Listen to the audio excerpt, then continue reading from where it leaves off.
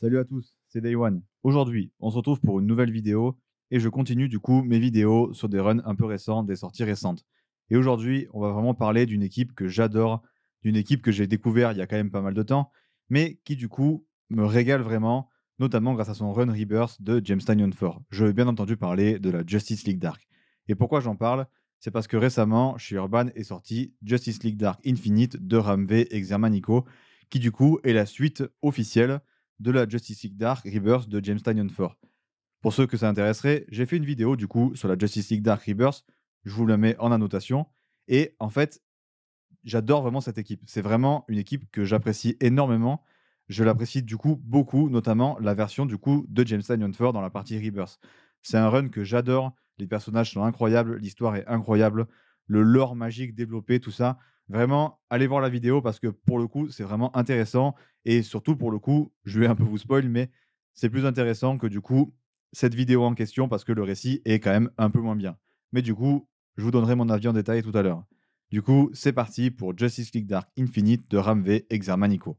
Le road trip de Zatanna et John Constantine au Nouveau-Mexique est interrompu par un incendie d'où émerge une vieille connaissance. À plusieurs kilomètres de là, dans l'antre d'une cité perdue du pays de Galles, ce sont des flammes tout aussi dévastatrices qui brûlent dans le regard de Merlin, dont le retour fera pâlir chaque membre de la Ligue de Justice. Pour sauver l'humanité, ils devront percer les mystères d'une bibliothèque possédée. Une nouvelle légende serait-elle en train d'être écrite? Alors, du coup, qu'est-ce que ça vaut, cette suite de Justice League Dark Rebirth? Bon, comme je vous l'ai dit, c'est pas mal, c'est plutôt sympa, mais globalement, c'est quand même un énorme cran en dessous du Run Rebirth. Pourquoi du coup? Déjà, première chose à savoir, je suis un fan de la magie chez DC, au sens large, et franchement, je trouve que c'est un univers qui est très sous-coté par DC, et surtout qui est très sous-publié, notamment par Urban, parce que bah, ça doit peut-être pas faire assez de ventes. Mais pour le coup, c'est un univers vraiment passionnant, rempli de personnages absolument incroyables.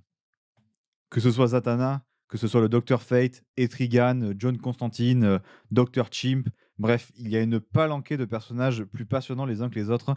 Et honnêtement, si vous vous êtes jamais penché sur cet univers chez DC, je vous le conseille vivement d'au moins essayer. Et du coup, d'essayer surtout par le Run Rebirth, hein, qui est clairement, du coup, un des meilleurs Run Rebirth. Pour moi, c'est le meilleur et de très très loin.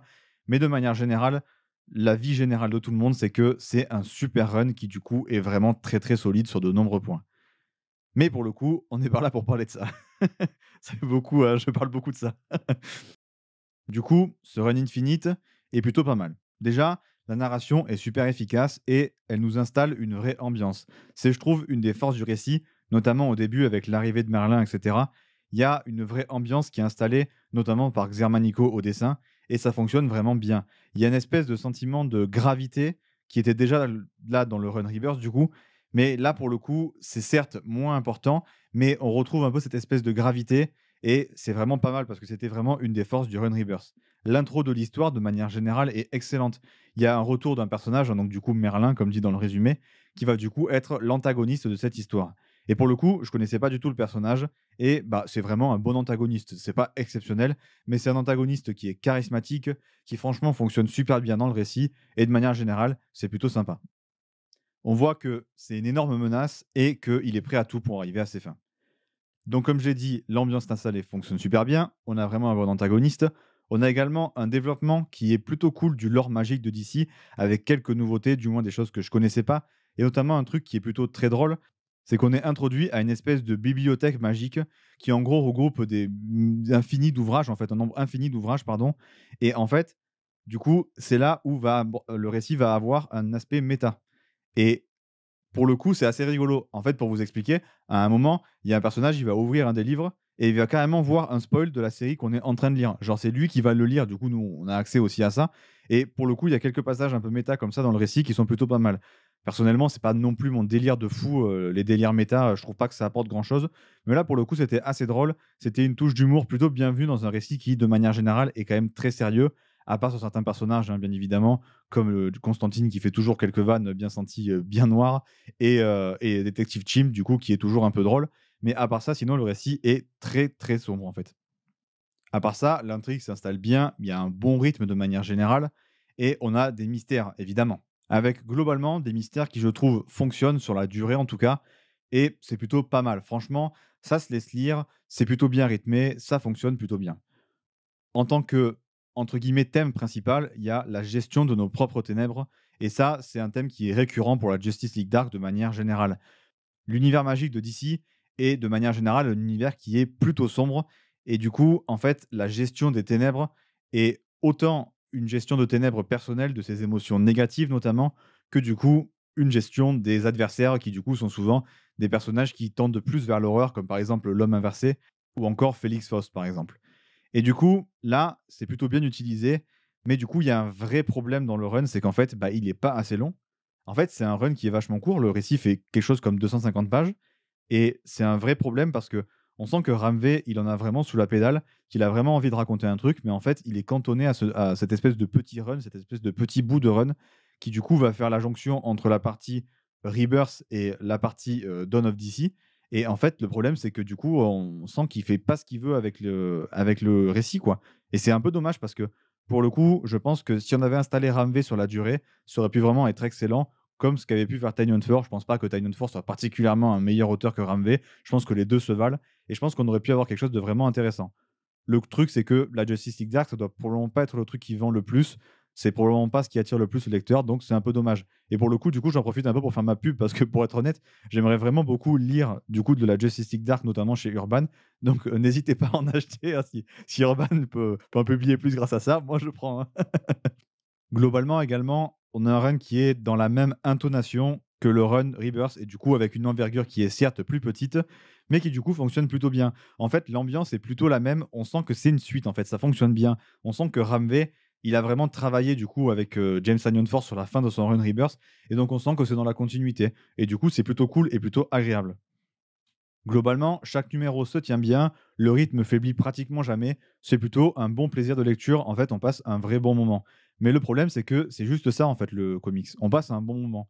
Contrairement, du coup, à la Justice League Dark de Tynion Four, qui était vraiment exceptionnelle de bout en bout et qui vraiment amenait des trucs de fou, là, en fait, on a juste une histoire classique qui est certes plutôt cool parce qu'on a des bons personnages et qui sont un peu travaillés, mais du coup, c'est court, ça raconte pas forcément énormément de choses. Et en fait, il y a un énorme défaut aussi, c'est que si je me trompe pas, c'est des backups du coup de la Justice League de Bendis qu'on n'a pas eu publié en VF chez Urban. Et le problème, c'est que du coup, ça donne vraiment cette espèce de backup. Et à un moment, il y a une espèce de coupure et il y a une espèce de saut dans le temps. Et on ne sait pas du tout ce qui s'est passé en plein milieu. À titre perso, j'ai évidemment pas lu la Justice League de Bendis, mais j'ai pas non plus lu les Future State Justice League qui sont sortis chez Urban. Et du coup, en fait, je sais pas, mais il me semble que ce récit, du coup, enfin ce passage là entre le saut dans le temps, c'est du coup dans un des 2 et le problème c'est que je l'ai pas lu, je sais pas du tout ce qui se passe. Donc pour le coup, si quelqu'un a l'info, j'aimerais bien savoir parce que ça m'intéresse vraiment parce que en gros, on arrive à l'espèce au bord d'une bataille en fait, d'une grosse bataille et en fait, bah, ça coupe, on a un saut dans le temps et on apprend ce qui s'est passé après. Mais du coup, cette bataille, elle a forcément lieu quelque part et si c'est pas le cas, bah, pour le coup, c'est juste que c'est mal écrit. Mais si c'est le cas, j'aimerais savoir où c'est pour potentiellement la lire et savoir si c'est dispo en VF, donc n'hésitez pas à me le dire en commentaire. Niveau des personnages, on a toujours des personnages excellents dans la Justice League Dark et Zatanna, de manière générale, c'est un de mes persos préférés, tout comics confondu. Et là, elle est mise en avant de fou de par sa position de seul leader de l'équipe. Parce qu'en fait, en gros, dans Justice League Dark Rebirth, c'est plus ou moins Wonder Woman qui est leader de l'équipe et avec le temps, Zatanna prend de plus en plus de place et prend plus ou moins sa place. Mais là, Wonder Woman, elle est plus là et du coup, Zatanna doit vraiment prendre sa place de leader de l'équipe, ce qu'elle n'a jamais eu. Et pour le coup, c'est un personnage qui a vraiment une grosse envergure chez DC et notamment dans l'univers magique. Elle a une puissance énorme et surtout, c'est vraiment un personnage qui est rempli de bonté et qui, du coup, a vécu des choses horribles. Donc, du coup, ça en fait un super personnage. C'est un personnage que j'adore. Et pour le coup, elle pourrait vraiment être plus mise en avant en tant que leaduse. Et là, c'est un peu le but de Ramvé. Mais encore une fois, malheureusement, ça prend pas vraiment parce qu'en fait, il n'a pas le temps de le faire. Mais le peu que ça prend, j'ai trouvé ça vraiment cool. L'idée, en fait, c'est de la faire sortir de son cocon et qu'elle prenne, en gros, enfin la place qui lui revient de droit et de talent également, hein, celle de plus grand sorcier de la Terre, tout simplement. Et du coup, ça va être mis en place, mais encore une fois, c'est trop court et on n'a pas le temps d'aller au bout et c'est un peu dommage. À part ça, Ramvé, de manière générale, comprend vraiment bien les personnages qu'il écrit et ça fait plaisir. Que ce soit Détective Chimp, que ce soit Constantine, il fait également revenir Etrigan qui arrive très tôt dans le récit. Et pour le coup, il comprend vraiment bien les personnages et malgré le fait qu'il n'ait pas le temps de les développer, malheureusement, encore une fois, dû du coup à la durée du récit, bah, c'est pas très grave parce qu'au final, on a quand même des personnages qui sont bien développés. C'est juste un peu frustrant au final. Donc, on a un bon travail global sur les personnages dans la droite lignée du run de Tiny on 4. La qualité énorme en moins, quand même, on va pas se mentir. Notamment, encore une fois, dû à la durée. Je me répète, je sais. Après, au dessin, comment dire?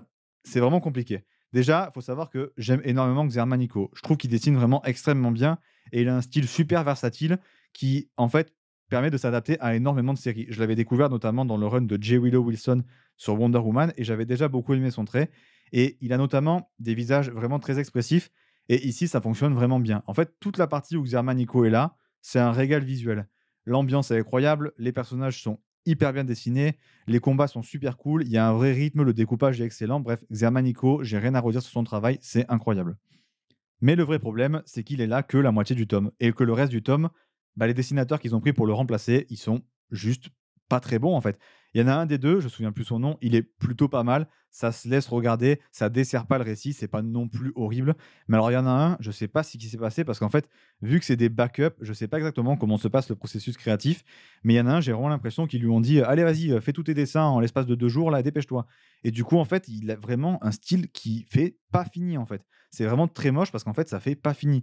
Je vous mets les images en ce moment et vraiment, je sais pas ce que vous en pensez, mais à titre perso, j'ai du mal à comprendre comment on peut publier ça dans un comics, quoi. Je trouve ça absolument hallucinant, quoi. Et du coup, bah, en fait, ça fait que toute la première partie est vraiment intéressante au niveau du scénario, des personnages et du dessin. Et la partie suivante, il y a cette espèce de saut dans le temps, cumulé aux dessins, du coup, qui sont vraiment pas terribles. Et du coup, on se retrouve avec un récit un peu moyen. Et donc, le sentiment global du comics, c'est que c'est un peu moyen, en fait, hein. À part ça, le découpage de certains passages de Xermanico est incroyable et super innovant.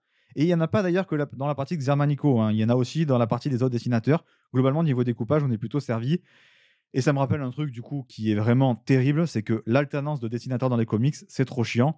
Quand du coup, l'éditeur n'arrive pas en fait à prendre des dessinateurs qui se ressemblent entre eux. C'est un peu chiant. Du coup, au niveau du conseil lecture, je vais vous conseiller clairement d'aller sur la Justice League Dark Rebirth de James Tynion Fur. Franchement, c'est un banger. C'est en 4 tomes chez Urban. C'est absolument incroyable de bout en bout. Allez voir ma critique. J'ai fait une longue vidéo dessus où j'en parle. C'est absolument exceptionnel et vraiment, je pèse mes mots. C'est un de mes runs préférés, tout éditeur confondu. Voilà, c'était tout pour cette vidéo sur Justice League Dark Infinite. Je vous rappelle toujours que, évidemment, si vous pouvez laisser un like, ça fait plaisir. Partager la vidéo, c'est ce qui me met le mieux, vraiment, honnêtement. Et sinon, vous pouvez toujours venir sur le Discord du Crossover Ultime. Encore une fois, j'ai une chaîne à mon nom, enfin, j'ai un channel à mon nom, pardon. Et on peut discuter de tout ce que vous voulez. Pareil, discutez en commentaire d'un comics que vous avez lu, peu importe. Dites-moi ce que vous avez pensé de la vidéo. Pour le coup, ça me fait vraiment plaisir de vous lire. Et surtout, ça me fait plaisir d'échanger avec vous. Donc, continuez. Sur ce, c'était Day One et à la prochaine.